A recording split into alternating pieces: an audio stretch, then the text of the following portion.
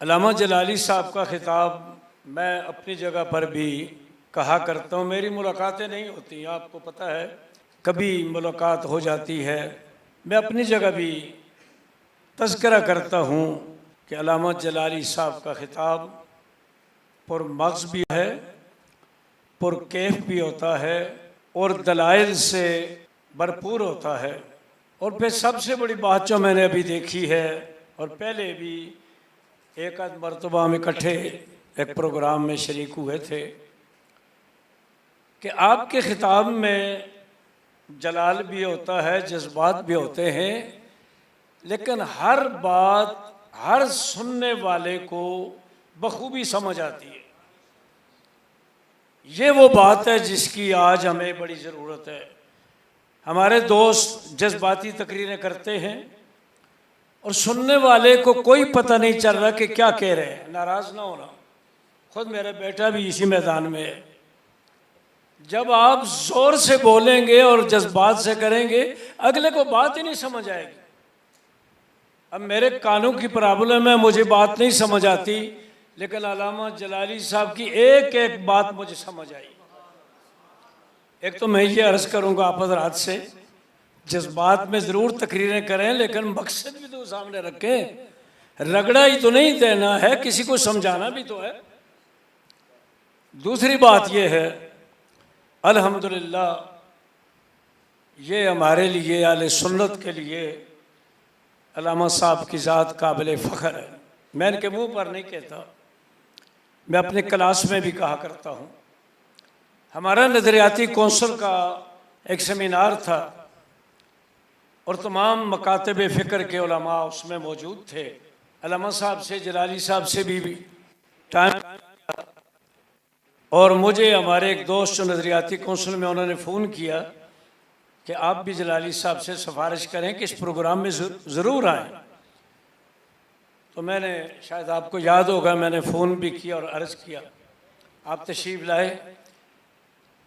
कुछ तकारीर के बाद चाय का वक्फा हुआ। चाय के वक्फा के बाद जब वापस आकर अपनी सीटों पर बैठने लगे, यकदम तो सारे नहीं, इक्का दुक्का आते थे। देवबंदी मकतब फ़िक्र के एक वाकई एक पढ़ा लिखा इंसान है, जाहिदुर राश्ती उसका नाम, आपने सुना होगा गुजरने वाला। वो मेरे पास आकर बैठ गए। अल्लामा साहब अभी नहीं आए थे। एक हकीकत है, मैं चापलूसी का तो आपको पता है मैं करता ही नहीं हूँ।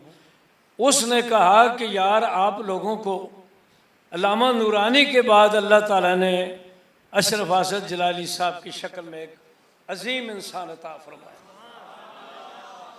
ये वो सच्ची बात है जो मुझसे उसने की। जब दूसरों को एहसास है कि उनका मकाम क्या है, तो आले सुन्नत व जमात को फ़ख्र करना चाहिए इन शख्सियात पर। जिस तरह आपने आले सुन्नत के उलमा की खिदमात का जिक्र किया, ख़त्म नबुव्वत के हवाले से जिन दलाइल के साथ और जिस इस तरीके पर इस्तिंबात किया, इज्तिहाद किया, यकीनन ये आपका ही हिस्सा है। मैं एक बात आखिरी करके ख़त्म करूँगा। 1953 की तारीख़ ख़त्म नबुव्वत, ये मसला चला 1984 से, जब बराइन अहमदिया की 4 जिल्दें मिर्ज़ा ने लिखी। 80 से 84 तक 4 जिल्दें उसने मुकम्मल की। उसमें अपने बातिल नज़रियात का इजहार किया। तो सबसे पहले जो कसूरी से अल्लामा साहब ने नाम लिया था, गुलाम दस्तगीर कसूरी साहब रहमतुल्लाह अलैह ने सबसे पहले उस आदमी का रद्द किया। फिर आला हज़रत ने 4 किताबें लिखी। आपके साहबजादे मौलाना हामिद रज़ा ख़ां, आपके भाई हसन रज़ा ख़ां और कई उलमा के नाम हैं, फिर पीर महली साहब, ये सारा मौजूद है। ये सिलसिला जो था उस वक़्त से चला 1947 तक 63 साल में। चूँकि अंग्रेज़ की हुकूमत थी और खूब परवान चढ़ाया कादियानियों को अंग्रेज़ों ने, हत्ता के वज़ीर ख़ारजा भी कादियानी था, जिसने कायद आज़म का जनाजा भी नहीं पढ़ा था।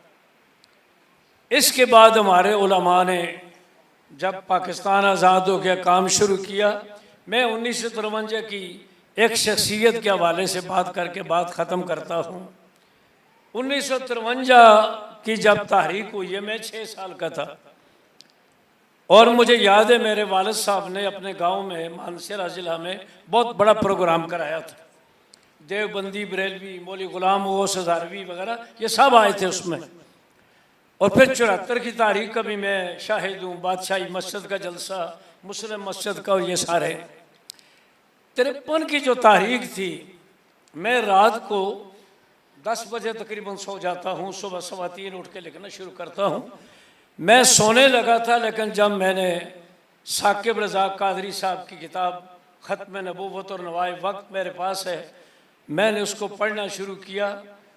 11 बज गए। बड़ी उसमें अल्लामा न्याज़ी साहब रहमतुल्लाह अलैह और बहुत सारे भी उलमा थे, लेकिन सबसे बड़ी जो अज़ियतें पहुँचाई गई, जितनी तकलीफ़ें पहुँचाई गई, आज हम सैयद खलील अहमद कादरी साहब रहमतुल्लाह अलैह को सलाम करते हैं।